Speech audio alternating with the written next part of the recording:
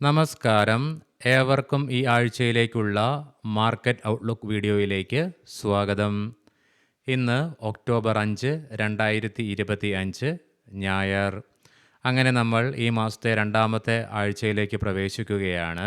പ്രധാനപ്പെട്ട കമ്പനികളുടെ Q2 റിസൾട്ടുകളുടെ release, വിദേശ ധനകാര്യ സ്ഥാപനങ്ങളുടെ മൂവ്മെൻറ്റ്സ് തുടങ്ങി പ്രധാനമായും 8 ഘടകങ്ങളെ ആശ്രയിച്ചിരിക്കും വരാൻ പോകുന്ന ആഴ്ചയിൽ നമ്മുടെ മാർക്കറ്റിൻ്റെ ഗതിയും. അവ എന്തൊക്കെയാണെന്ന് വിശദമായി തന്നെ നമുക്ക് ഈ വീഡിയോയിൽ ചർച്ച ചെയ്യാം. അതിനു മുൻപേ വേഗത്തിൽ നമുക്ക് കഴിഞ്ഞ ആഴ്ചത്തെ നമ്മുടെ മാർക്കറ്റിനെ കുറിച്ച് നോക്കിയിട്ട് വരാം. തുടർച്ചയായി 2 ആഴ്ചകളിൽ വീക്ക്ലി ബേസിസിൽ നഷ്ടം നേരിടേണ്ടി വന്ന നിഫ്റ്റിക്കും സെൻസെക്സിനും കഴിഞ്ഞ ആഴ്ചയിൽ ആകെ 4 ട്രേഡിംഗ് സെക്ഷൻ മാത്രമേ ഉണ്ടായിരുന്നുള്ളൂവെങ്കിൽ കൂടിയിട്ടും RBI മോണിറ്ററി പോളിസിയുടെ ഭാഗമായി പുറത്തു വന്ന ഔട്ട്കമ്മിനെ തുടർന്ന് നിഫ്റ്റിക്ക് 239.55 പോയിന്റുകളുടെ നേട്ടം കൈവരിച്ചുകൊണ്ട് 1% നേട്ടം കൈവരിക്കുവാൻ സാധിച്ചപ്പോൾ ബാങ്ക് നിഫ്റ്റിക്ക് 1199.90 പോയിന്റുകളുടെ നേട്ടം കൈവരിച്ചുകൊണ്ട് 2.21% നേട്ടവും വീക്ക്ലി ബേസിസിൽ കൈവരിക്കുവാൻ സാധിക്കുകയുണ്ടായി. തുടർച്ചയായി രണ്ടാമത്തെ മോണിറ്ററി പോളിസിയിലും RBIയുടെ ഭാഗത്ത് നിന്നും റെപ്പോ റേറ്റ് അൺചേഞ്ച്ഡ് ആയിട്ട് 5.5% ഓഗസ്റ്റ് 2022 ശേഷം ഏറ്റവും താഴ്ന്ന നിലയിൽ നിലനിർത്തിയെങ്കിൽ കൂടിയിട്ടും RBI ഗവർണറുടെ ഭാഗത്ത് നിന്നും ഡോവിഷായിട്ട് വന്ന കമൻറ്റും മാത്രമല്ല 2026 സാമ്പത്തിക വർഷത്തെ GDP ഗ്രോത്ത് റേറ്റ് 6.5% നിന്നും 6.8% ഉയർത്തിയതും അതുകൂടാതെ ഇൻഫ്ലേഷനെ 3.1% നിന്നും 2.6% ട്രിം ചെയ്തതും നമ്മുടെ മാർക്കറ്റിന് ഗുണകരമായിട്ട് മാറുവാൻ കാരണമായി. എങ്കിലും വിദേശ ധനകാര്യ സ്ഥാപനങ്ങൾ ഇന്ത്യൻ ക്യാഷ് മാർക്കറ്റിൽ കഴിഞ്ഞ ആഴ്ചയിലുടനീളം നെറ്റ് സെല്ലേഴ്സ് തന്നെയായിരുന്നു. സെപ്റ്റംബർ 19 ശേഷം വിദേശ ധനകാര്യ സ്ഥാപനങ്ങളുടെ ഭാഗത്തു നിന്നും ഇന്ത്യൻ ക്യാഷ് മാർക്കറ്റിൽ ബൈയിങ് നടത്തുകയും ഉണ്ടായിട്ടില്ല ഇതുവരെ. തൽഫലമായി തുടർച്ചയായി 2 ആഴ്ചയിലും വിദേശ ധനകാര്യ സ്ഥാപനങ്ങൾ ഇന്ത്യൻ മാർക്കറ്റിൽ നിന്നും സെല്ല് ചെയ്ത് ഇറങ്ങുന്ന കാഴ്ചയാണ് കഴിഞ്ഞ ആഴ്ചയും കാണുവാനായിട്ട് സാധിച്ചത്. ഇനി ഈ ആഴ്ചയിലേക്ക് വരുമ്പോൾ നമ്മുടെ മാർക്കറ്റിൻ്റെ ഗതിയെ സ്വാധീനിക്കാൻ പോകുന്ന 8 പ്രധാനപ്പെട്ട ഘടകങ്ങൾ എന്തൊക്കെയാണെന്ന് വിശദമായി തന്നെ ചർച്ച ചെയ്യാം. ആദ്യമായി തന്നെ ഈ ആഴ്ച പകുതിയോടുകൂടി ആരംഭിക്കാനിരിക്കുന്ന പ്രധാനപ്പെട്ട കമ്പനികളുടെ Q2 ഏർണിങ്സിൻ്റെ പ്രസിദ്ധീകരണം തന്നെയാണ് നമ്മുടെ മാർക്കറ്റിനെ സ്വാധീനിക്കുന്ന ഏറ്റവും പ്രധാനപ്പെട്ട ഘടകം.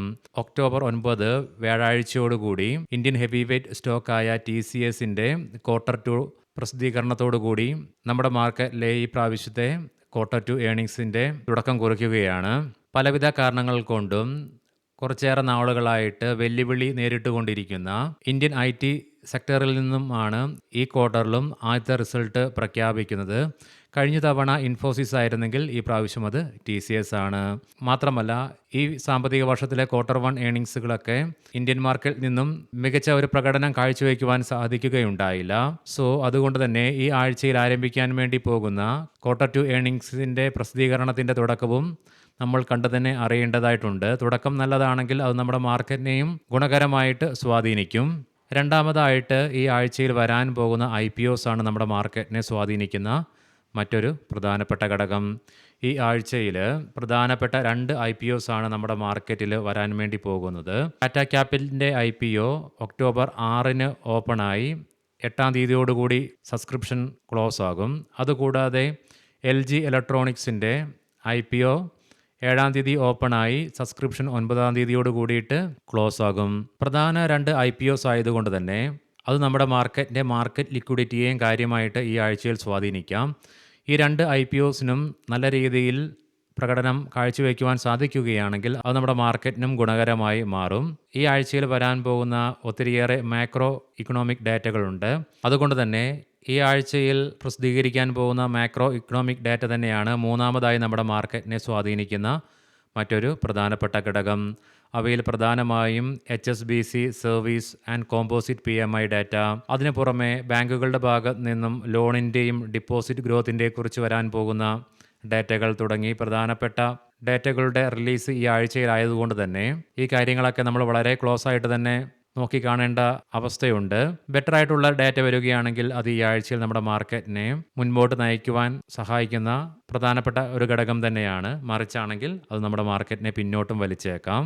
US-ൽ നിന്നും ഈ വരാൻ പോകുന്ന ആഴ്ചയിൽ ഒത്തിരിയേറെ മാക്രോ ഇക്കണോമിക് ഡാറ്റാസും ലൈനപ്പ് ചെയ്തിട്ടുണ്ട്. പ്രത്യേകിച്ച് FOMC മിനിറ്റ്സിൻ്റെ റിലീസുണ്ട്, ജോബ്ലെസ് ക്ലെയിംസ് ഡാറ്റ വരുന്നുണ്ട്, അതുകൂടാതെ കൺസ്യൂമർ സെൻറ്റിമെൻറ്റ്സ് ഡാറ്റ തുടങ്ങിയ പ്രധാനപ്പെട്ട ഡാറ്റകൾ ഈ ആഴ്ചയിൽ US-ൽ നിന്നും റിലീസ് ചെയ്യപ്പെടുന്നതുകൊണ്ട് തന്നെ US-ൽ നിന്നും വരാൻ പോകുന്ന ഈ ഡാറ്റകൾ US മാർക്കറ്റിനെ പോലെ തന്നെ ഗ്ലോബൽ മാർക്കറ്റിനെയും നമ്മുടെ മാർക്കറ്റിനെയും ബാധിക്കുന്ന കാര്യമായതുകൊണ്ട് തന്നെ ഈ ഡാറ്റകളും കീനായിട്ട് വാച്ച് ചെയ്യേണ്ടിയിരിക്കുന്നു. ഓരോ ദിവസത്തെയും പ്രധാനപ്പെട്ട ഗ്ലോബൽ ഇവൻറ്റുകൾ അതാത് ദിവസത്തെ പ്രീ മാർക്കറ്റ് റിപ്പോർട്ട്സിൽ രാവിലെ അപ്ഡേറ്റ് ചെയ്യാം. ടെക്നിക്കൽ ഫാക്ടേഴ്സാണ് അഞ്ചാമതായി നമ്മുടെ മാർക്കറ്റിനെ സ്വാധീനിക്കുന്ന മറ്റൊരു പ്രധാനപ്പെട്ട ഘടകം.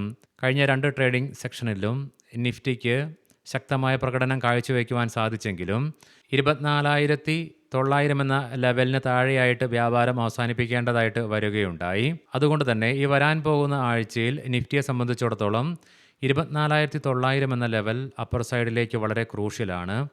കാരണം ഈ ലെവലിലായിട്ടാണ് നിഫ്റ്റിയുടെ ഷോർട്ട് ടൈം മൂവിംഗ് ആവറേജായ 20-day EMA സ്ഥിതി ചെയ്യുന്നത്.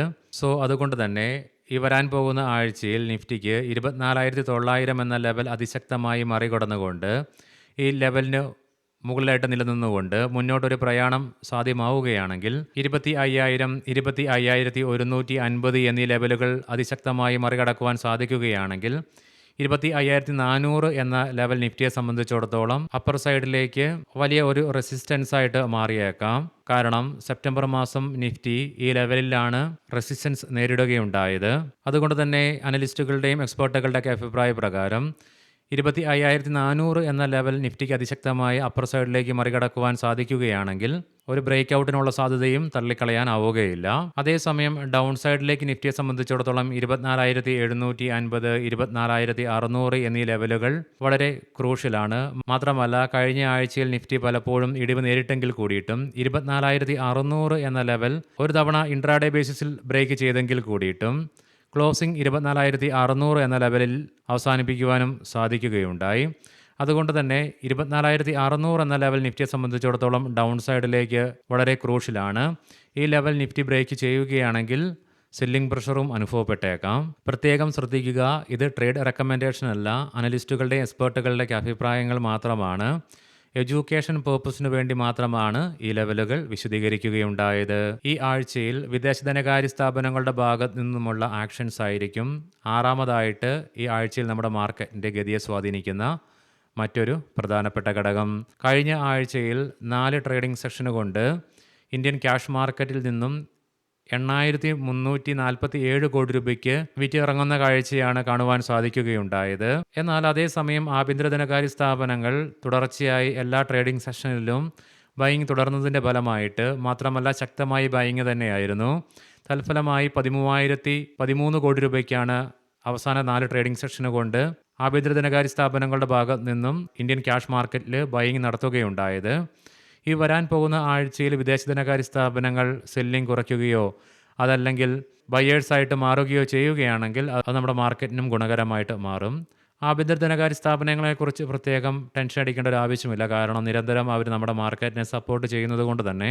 എങ്കിലും വിദേശ ധനകാര്യ സ്ഥാപനങ്ങളുടെ ആക്ഷൻസ് കീനായിട്ട് വാച്ച് ചെയ്യേണ്ടിയിരിക്കുന്നു. ക്രൂഡ് ഓയിലിൻ്റെ വിലയാണ് ഈ വരാൻ പോകുന്ന ആഴ്ചയിലും നമ്മുടെ മാർക്കറ്റിനെ കാര്യമായി സ്വാധീനിക്കുന്ന ഏഴാമത്തെ പ്രധാനപ്പെട്ട ഘടകം.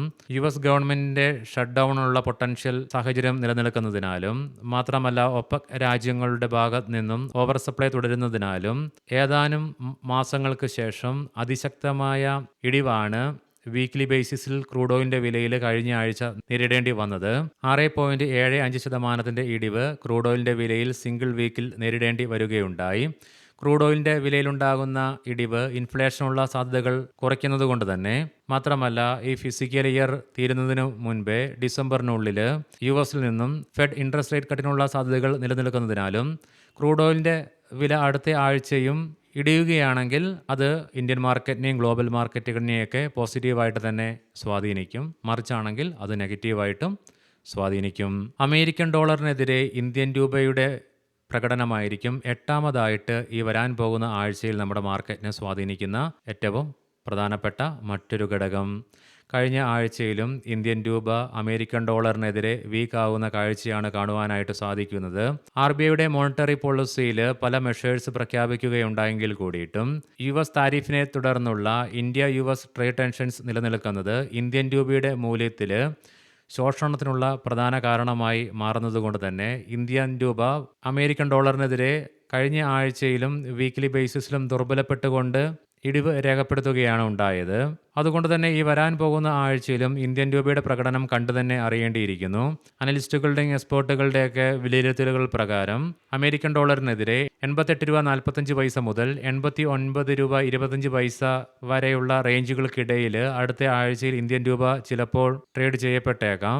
ഇന്ത്യൻ രൂപയുടെ മൂല്യത്തിലുണ്ടാകുന്ന ഇടിവ് ഇമ്പോർട്ട്സിലുള്ള കോസ്റ്റ് വർദ്ധിപ്പിക്കുന്നത് കൊണ്ട് തന്നെ അത് കോർപ്പറേറ്റ് ഏണിങ്സിനെ ബാധിക്കും. തൽഫലമായി അത് ഇക്വിറ്റി മാർക്കറ്റിനെ പ്രഷറും ചെയ്യും. സോ അതുകൊണ്ട് തന്നെ ഈ വരാൻ പോകുന്ന ആഴ്ചയിൽ ഇന്ത്യൻ രൂപ ശക്തി പ്രാപിക്കുകയാണെങ്കിൽ അത് നമ്മുടെ മാർക്കറ്റിനെ മുന്നോട്ട് നയിക്കുന്ന ഒരു പ്രധാന ഘടകമായതുകൊണ്ട് തന്നെ നമ്മുടെ മാർക്കറ്റിന് ഗുണകരമായിട്ട് മാറും. നേരെ തിരിച്ചാണെങ്കിൽ അത് മോശമായിട്ട് നമ്മുടെ മാർക്കറ്റിനെ ബാധിക്കും. പ്രധാനപ്പെട്ട സ്റ്റോക്കിംഗ് ന്യൂസുകൾ പരിശോധിക്കാം.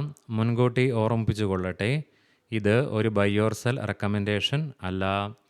വോഡഫോൺ ഐഡിയ AGR കേസുമായി ബന്ധപ്പെട്ടുള്ള ഹിയറിങ്ങിന് ഒക്ടോബർ 6 നാളെയാണ് സുപ്രീം കോടതി പരിഗണിക്കുന്നത്. മഹീന്ദ്ര ആൻഡ് മഹീന്ദ്ര ഇവരുടെ SUV ആയ താറിൽ, അതായത് 3 ഡോർ താറിൽ പുതിയ കംഫർട്ട് ഫീച്ചേഴ്സും മാത്രമല്ല ഡിസൈനിലും മാറ്റങ്ങൾ വരുത്തിക്കൊണ്ടുള്ള പുതിയ വാഹനം താർ അവതരിപ്പിക്കുകയുണ്ടായി. L&T കമ്പനിയുടെ സബ്സിഡിയറിയായ ബിൽഡിംഗ് ആൻഡ് ഫാക്ടറീസിന് 5000 കോടി രൂപ മുതൽ 10,000 കോടി രൂപ മൂല്യം വാല്യൂ വരുന്ന ബംഗളൂരുവിലെ IT പാർക്സിന്റെ നിർമ്മാണവുമായി ബന്ധപ്പെട്ടുള്ള ഓർഡർ ലഭിച്ചു എന്നുള്ള വാർത്തകൾ. FACT വരുന്ന പുതിയ അപ്ഡേറ്റുകൾ പ്രകാരം കമ്പനിയുടെ പ്രവർത്തനം ഛത്തീസ്ഗഡ്, ഗുജറാത്ത്, ഉത്തർപ്രദേശ് തുടങ്ങിയ സംസ്ഥാനങ്ങളിലേക്ക് 2025-26 വർഷങ്ങൾ കൊണ്ട് വ്യാപിപ്പിക്കും എന്നുള്ള റിപ്പോർട്ട്സും വരുന്നുണ്ട്. സാഗൽ പ്രീപെയ്ഡ് വാറന്റ് ഇഷ്യൂ വഴി 60 കോടി രൂപ ഫണ്ട് റേസിങ്ങിനുള്ള അനുമതി കമ്പനിയുടെ ബോർഡ് അപ്രൂവൽ നൽകി എന്നുള്ള വാർത്തകൾ. HDFC bank Q2 updates bank പുറത്തുവിടുകയുണ്ടായി.